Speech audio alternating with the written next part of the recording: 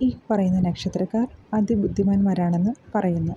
ചില നക്ഷത്രക്കാർ ജ്യോതിഷപ്രകാരം സാധാരണക്കാരിൽ നിന്നും മാറി കൂടുതൽ ബുദ്ധിയുള്ളവരാണ്. ഇത്തരത്തിലെ ചില നക്ഷത്രക്കാരെക്കുറിച്ച് നമുക്കറിയാം. ജ്യോതിഷപ്രകാരം പല നാളുകാർക്കും പല പ്രത്യേകതകളും പറയുന്നുണ്ട്. 27 നാളുകാരുടെ പൊതു സ്വഭാവമാണ് ഇത്. ഇതല്ലാതെ ഒരാളുടെ ജാതകപ്രകാരം ഇതിൽ മാറ്റം വരാവുന്നതാണ്. എങ്കിൽ പോലും നക്ഷത്രങ്ങളുടെ പൊതു സ്വഭാവം ഈ നാളിൽ പിറന്നവരെ ഒരു പരിധിവരെ സ്വാധീനിക്കാം. ജ്യോതിഷപ്രകാരം ചില പ്രത്യേക നക്ഷത്രക്കാർ മഹാബുദ്ധിമാനാണെന്ന് പറയാം. ഇത്തരത്തിലെ ചില നക്ഷത്രക്കാരെക്കുറിച്ച് നമുക്കറിയാം. ആദ്യത്തേത് അശ്വതിയാണ്. പൊതുവെ ബുദ്ധിയുള്ളവരാണ് ഇവർ.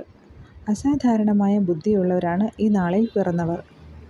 ഈ നാളിൽ ജനിച്ചവർ പൊതുവെ ബുദ്ധിമാന്മാരാണെന്ന് പറയാം, സ്ത്രീകളാണെങ്കിലും പുരുഷന്മാരാണെങ്കിലും. അടുത്തത് ഭരണിയാണ്. മഹാബുദ്ധിയുള്ള ഗണത്തിൽപ്പെടുന്നവരാണ്. ബുദ്ധിയുടെ കാര്യത്തിൽ ഇവരെ ആർക്കും തോൽപ്പിക്കാനും ആകില്ല.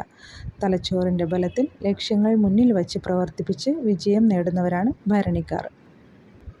അടുത്തത് കാർത്തിക നക്ഷത്രമാണ്. ജീവിതത്തിൽ സ്വന്തം ബുദ്ധിയാലും അധ്വാനത്താലും വിജയം നേടുന്ന നക്ഷത്രക്കാരാണ് ഇവർ. സ്വന്തം ബുദ്ധി കൊണ്ട് വിജയം നേടാൻ സാധിക്കുന്ന, ഇതിനായി നല്ല രീതിയിൽ ശ്രമിക്കുന്ന ആളുകളാണ് ഇവർ. അടുത്തത് മകയിരം. ഇവർ തങ്ങളുടെ ബുദ്ധിയും കഴിവും ഉപയോഗിച്ച് ലക്ഷ്യം നേടും. വിജയങ്ങളിൽ ഇവരുടെ പ്രയത്നം കൂടി ഉണ്ടാവും.